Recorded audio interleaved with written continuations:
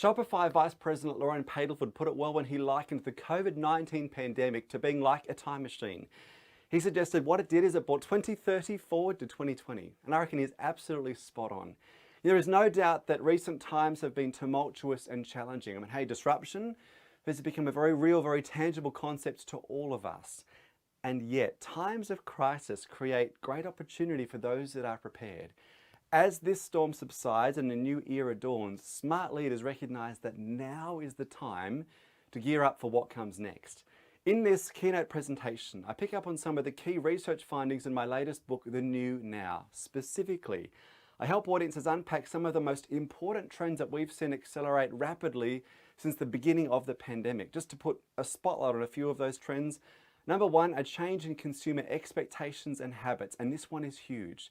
Throughout the pandemic, 3 in 4 consumers tried a new way of shopping for the first time, many of them using e-commerce in a meaningful way for the first time in their lives. 70% of these consumers plan to maintain these habits moving forward. Now, this is not to say that traditional bricks and mortar commerce will disappear, but what consumers are now looking for has changed.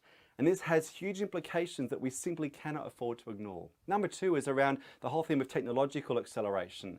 The pandemic saw artificial intelligence, augmented reality, and quantum computing come ahead in leaps and bounds. This is having an enormous influence on making big data usable, and it opens up a range of exciting possibilities for a whole host of businesses and industries. A third trend focuses on the theme of demographic change, especially the rise of Generation Z or Generation Z.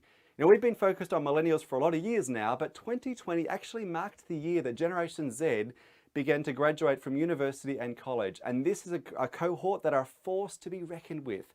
They are 35% of the global population.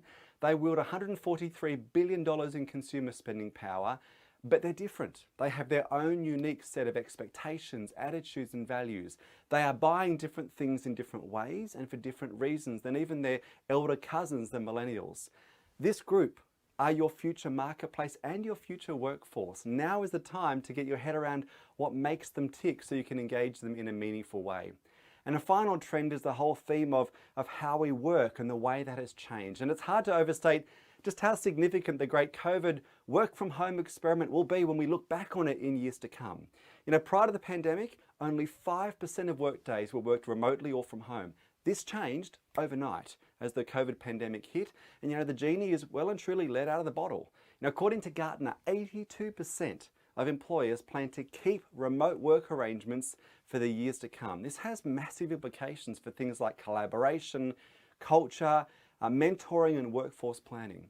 The COVID-19 pandemic wasn't something that any of us would have chosen, but it happened, and it's changed everything forever. A wise mentor once told me that you cannot find new treasure using an old treasure map, and it's true. We all need a new map in a post-pandemic world. There is tremendous opportunity in the coming years for those that are prepared and know where to look. That is the focus of this keynote presentation. To give you a clear indication of what has changed, a look at what's coming next, and what it will take to win in the new now.